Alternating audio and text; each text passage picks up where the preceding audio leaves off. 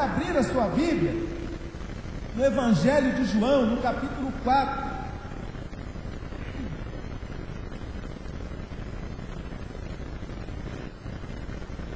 Vamos fazer a leitura do versículo 46 ao versículo 54.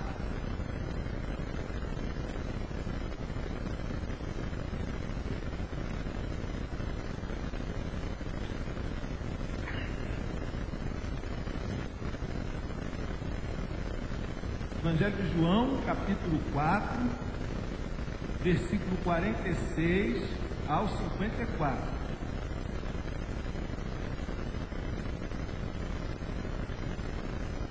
Acharam?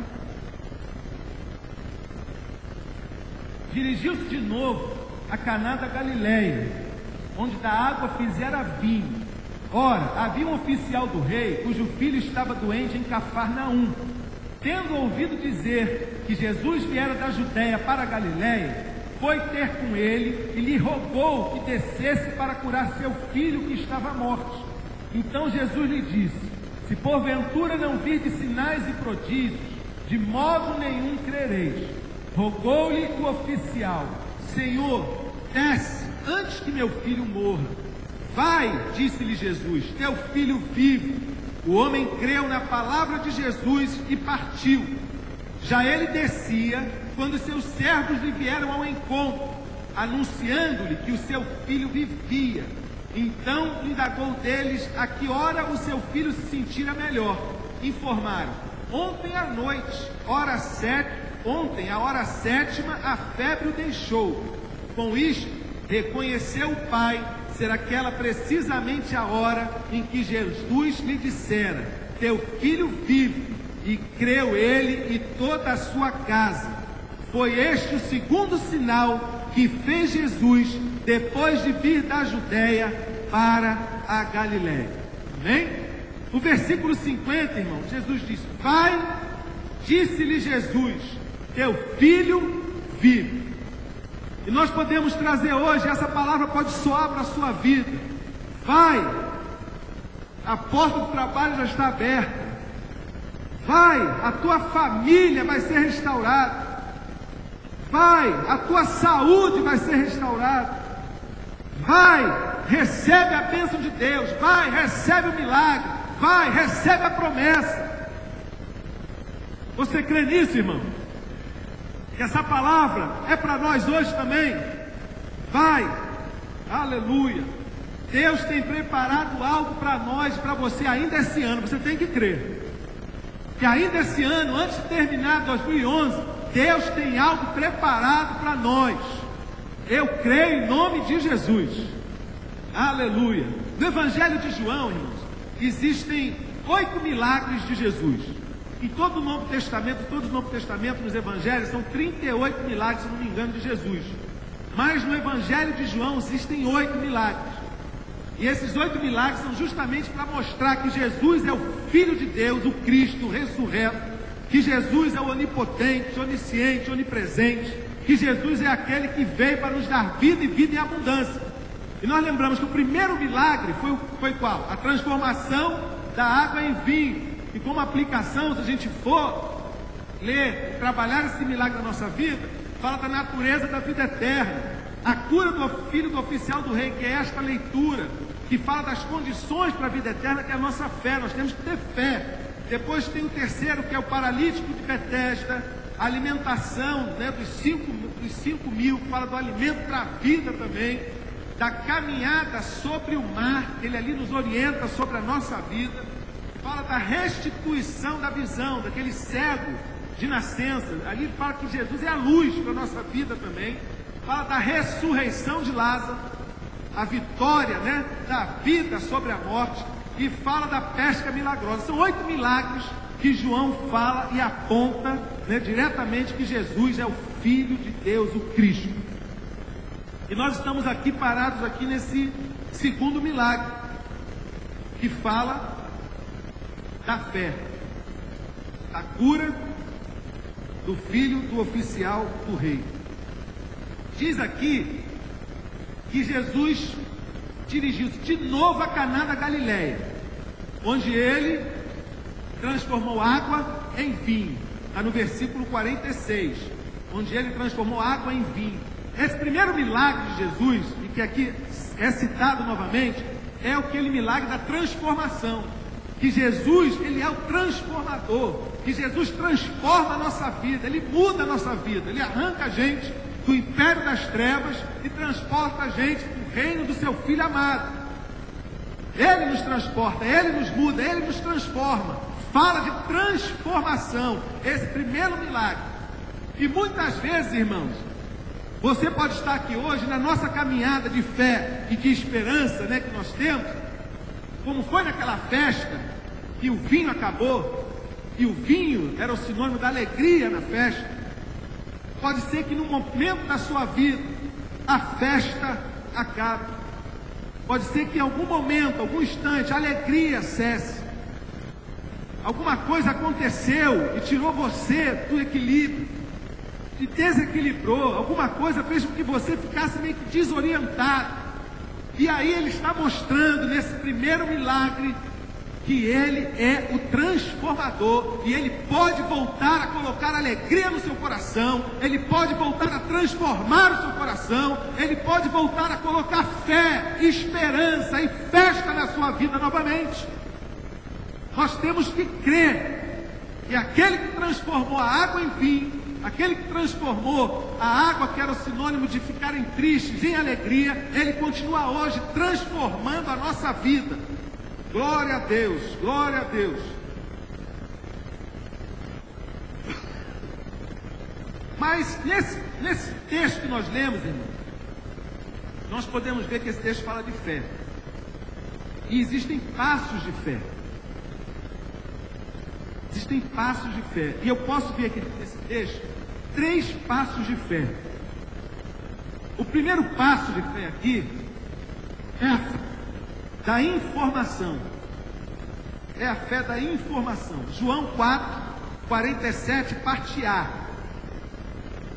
Tendo ouvido dizer que Jesus viera da Judéia para a Galiléia, foi ter com ele. Fé da informação. Essa fé tem estado presente na vida de muitas pessoas nesses últimos dias da igreja. A fé da informação.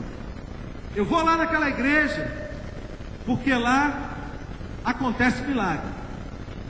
Eu vou lá naquela igreja porque lá vai o pregador tal, que ele vai trazer uma palavra assim para mim e minha vida vai mudar. Eu vou lá naquela igreja porque lá eu vou comprar um par de meia que vai transformar a minha vida. Eu vou lá naquela igreja porque lá tem um travesseirinho santo que vai mudar a minha vida. Então é a fé da informação. A pessoa vai, apenas que eles estão lhe informando alguma coisa, e ela acha que dali ela vai conseguir a sua bênção. Só que muitas vezes para ali. Ela ainda não conseguiu crer, ela não creu. Muitas vezes, por misericórdia, a pessoa até alcança algo, porque Deus é misericordioso. E a pessoa até alcança algo. Mas ela para por ali, ela apenas ficou naquela fé da informação. Ela ouviu dizer que Jesus podia fazer alguma coisa. E às vezes nem se ouve mais que Jesus pode fazer alguma coisa. É a igreja tal que faz alguma coisa. Ou é o objeto tal que vai fazer alguma coisa. Esse sincretismo, né, que tem invadido a nossa igreja. Você sabe disso, você tem visto isso dia após dia, né? Mas você não se deixa levar porque você é um crente maduro. Você lê a palavra, você ora, você busca, e você sabe em quem você tem crido, e você tem caminhado com pés firmes e constantes na presença de Deus. Amém? Glória a Deus, aleluia. E aí a pessoa recebe apenas esta informação, e aí ela chega lá. Muitas vezes tem pessoas que chegam também lá, pensam que uma coisa é outra. Não é nada disso que eu pensei, vai embora e não quer mais saber de nada. Esta é a fé da informação. Agora existe também aqui a fé, e essa tem muitas pessoas com essa fé, que é a fé da crise. A fé da crise. Na parte B do versículo 47, foi ter com ele e lhe rogou que descesse para curar seu filho que estava à morte. Muita gente chega à crise, vai buscar Deus. Muita gente chega à crise, vai buscar Deus. E chora, e geme, e pede oração para um e para outro, e não perde um culto. E daqui a pouco Deus abençoa. Ele saiu daquela prova, daquela crise, aí ele some. Nós aqui da liderança temos visto muito isso, a gente vê isso muito acontecer. Você também deve ter observado. Pessoa que chega, né, destroçada, numa crise tremenda, e a igreja ora, ele ora e tal, e busca, e a coisa começa a clarear, né? É a fé da crise. Existiam aqueles 10 leprosos que foram curados por Jesus. Você pode até ler, vamos lembrar esse texto, Lucas 17. Lucas 17. Vamos lembrar aqui do texto, só para você.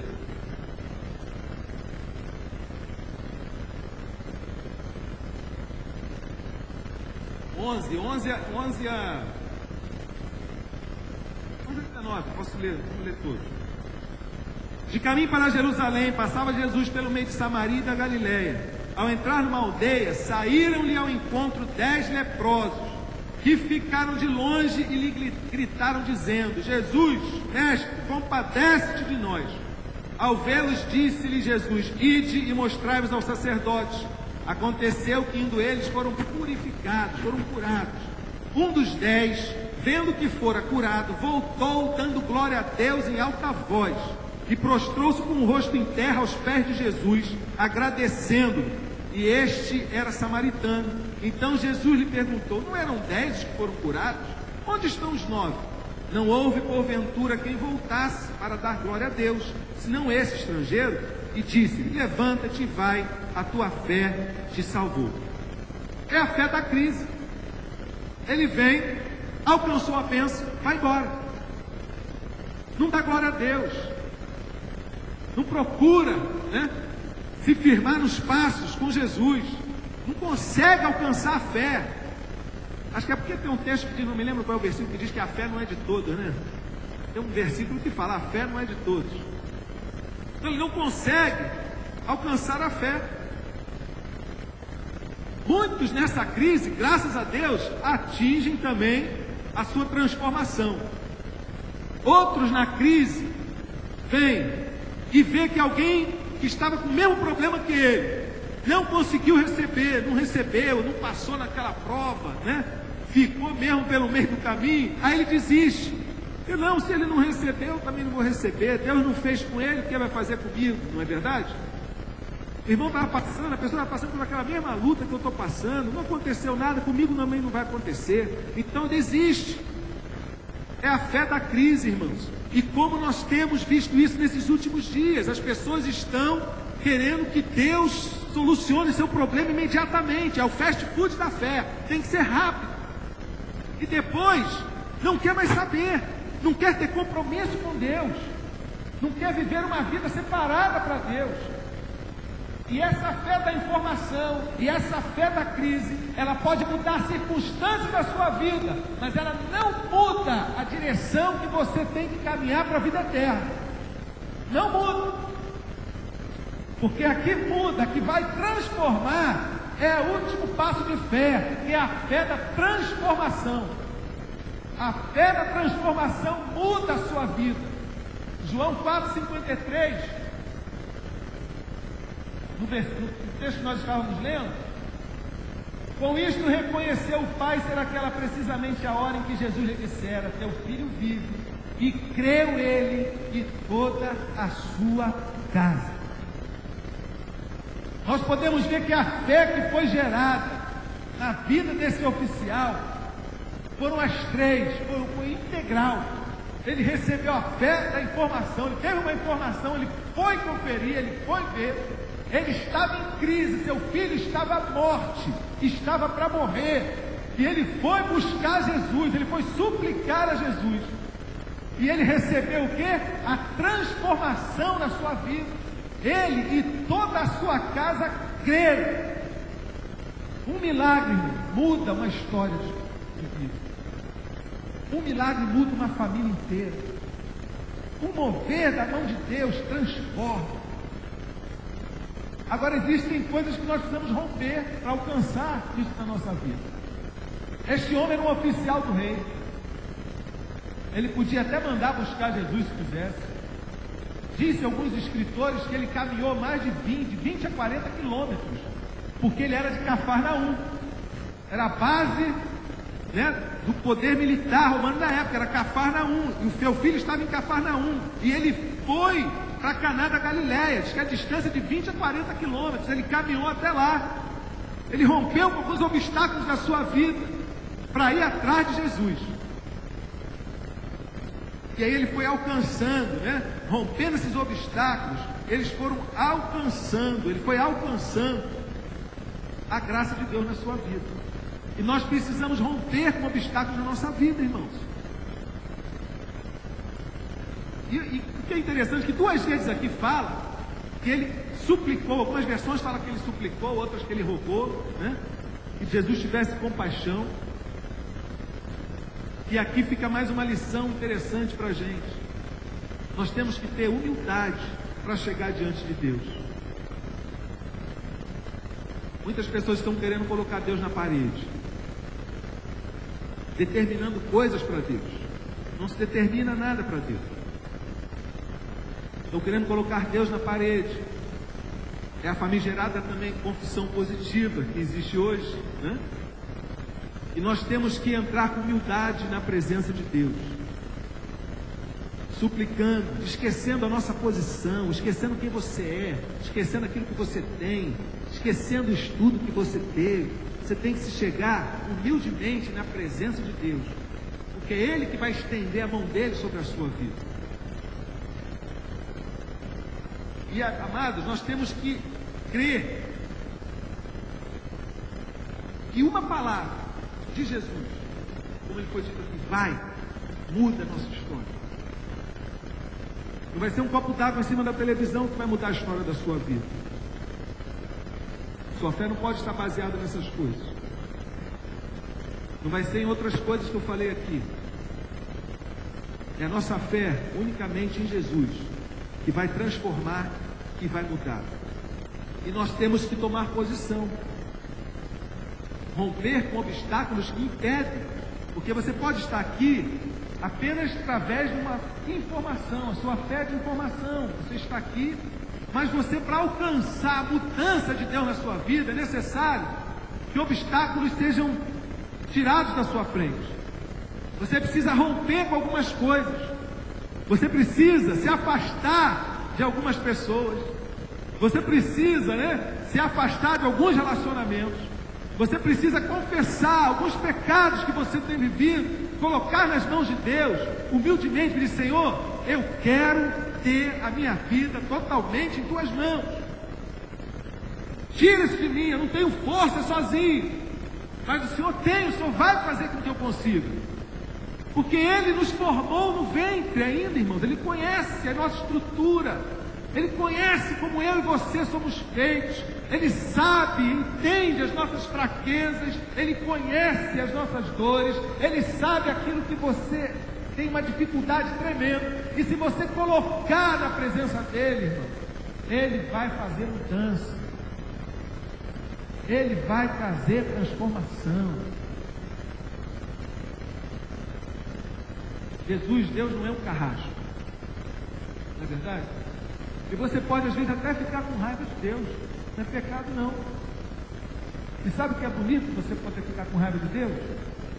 Às vezes, falando assim, é bonito você ficar com raiva de Deus, porque Ele sabe lidar com a nossa raiva de uma maneira linda.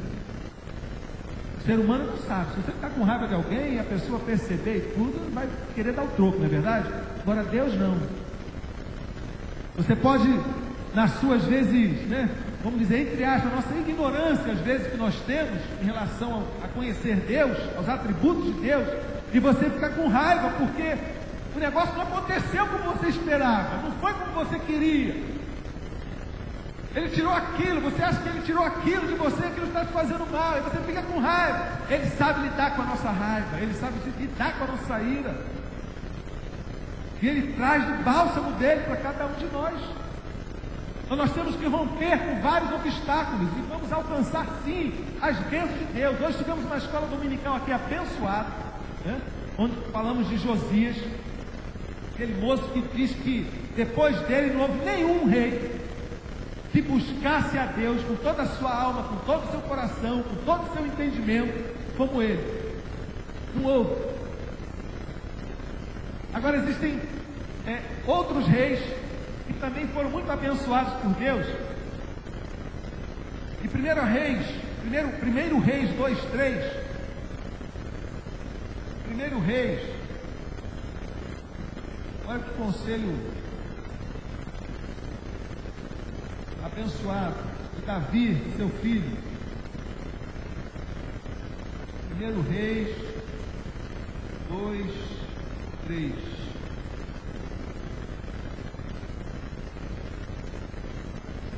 Davi dando instruções a Salomão: guarda os preceitos do Senhor, teu Deus, para andares nos seus caminhos, para guardares os seus estatutos e os seus mandamentos e os seus juízos e os seus testemunhos, como está escrito na lei de Moisés, para que prosperes em tudo quanto fizeres e por onde quer que fores. Como é difícil, às vezes, a gente crer nisso, irmão. A gente põe em prática na nossa vida, para a gente poder prosperar em tudo. E aqui ele está dando uma instrução para Salomão. Aí você vai lá para o rei Uzias, 2 Crônicas 26.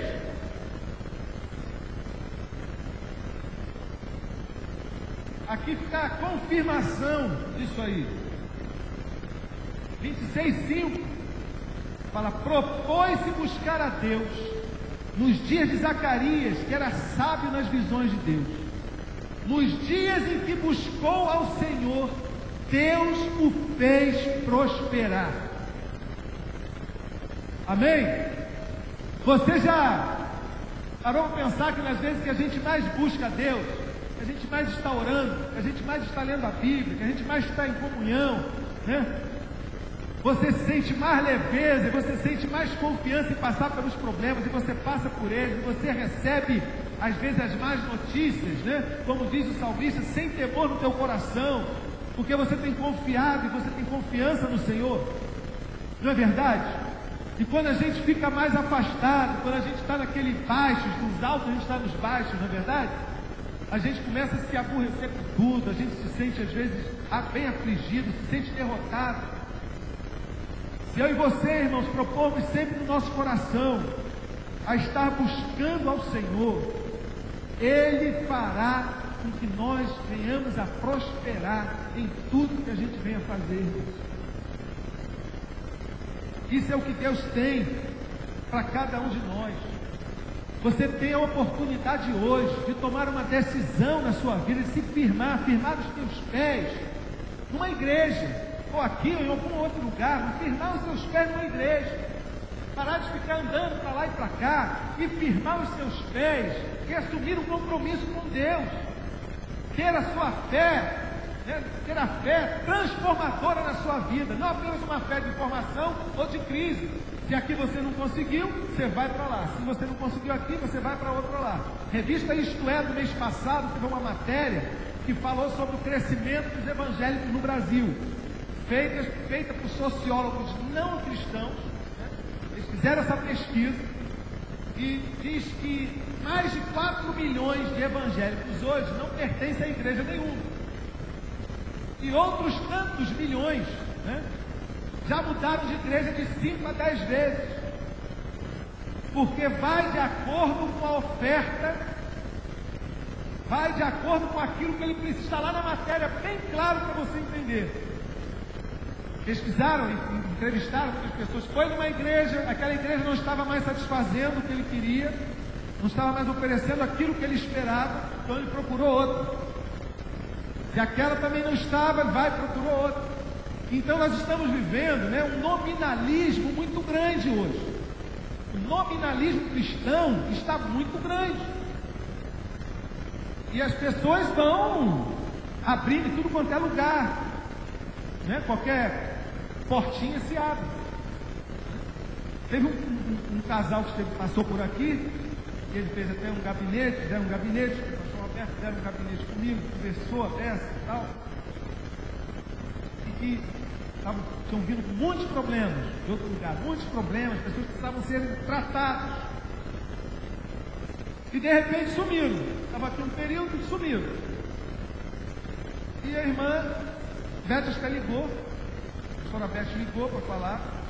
A irmã disse: irmã, não, nós estamos aqui, Deus nos direcionou, nós estamos dirigindo um trabalho. Nós estamos dirigindo um trabalho, né? E tal. Quer dizer, já começa tudo errado. Nem sequer para comunicar com quem eles estiveram, fizeram um gabinete, né? Conversaram os seus problemas, as suas dores, as suas dificuldades, eles tiveram. Isso vai oferecer o que para as outras pessoas?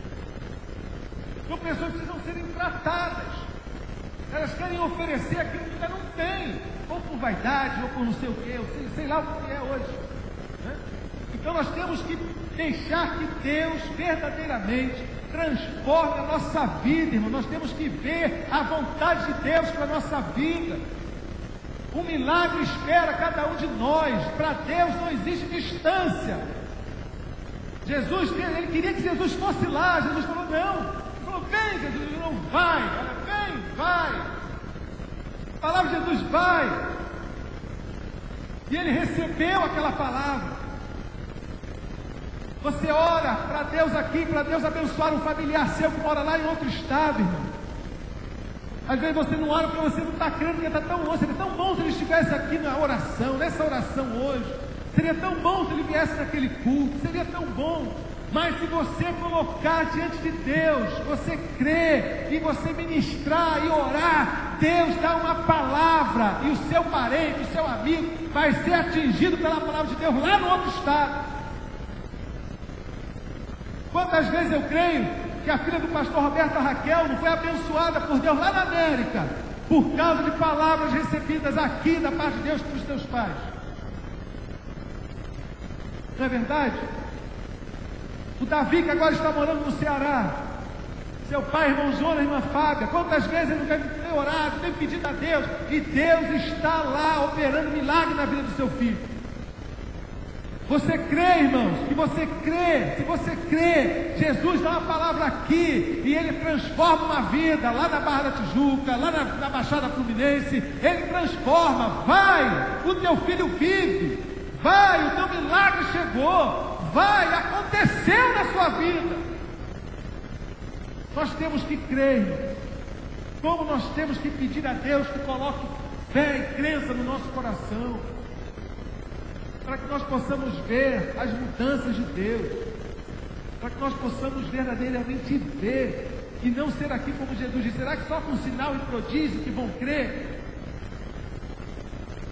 Jesus falou aqui: só com sinal e prodígio que vão crer.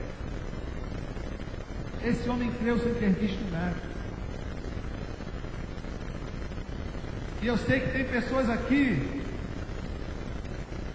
Quem, por exemplo, um dia chegou na igreja, uma informação, chamaram você veio ver o culto, veio ver, porque era a cantata das crianças, você veio ver. E a fé transformadora alcançou a sua vida. Dá um sinal. Ó. Quem aqui chegou na igreja vivendo um momento de crise? Veio para a igreja porque estava em crise. Porque Deus usa a crise para resgatar pessoas para o seu arraial. Então chegou no momento de crise, de dificuldade, de luta, e Deus deu vitória, e não foi nem tão rápido, demorou, mas nesse momento de crise, a fé transformadora atingiu a sua vida. Olha só, graças a Deus, irmão.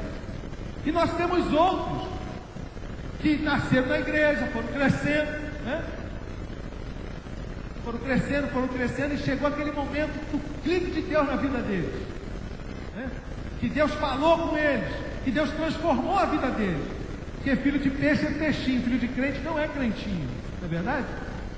Tem que alcançar. E quem aqui passou por isso? Ó, nasceu, ficou na igreja e recebeu um clique de Deus na sua vida, né? Levanta, vergonha não.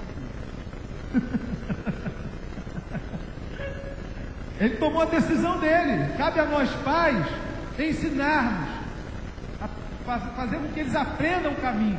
Depois eles têm que tomar a decisão. Não é verdade?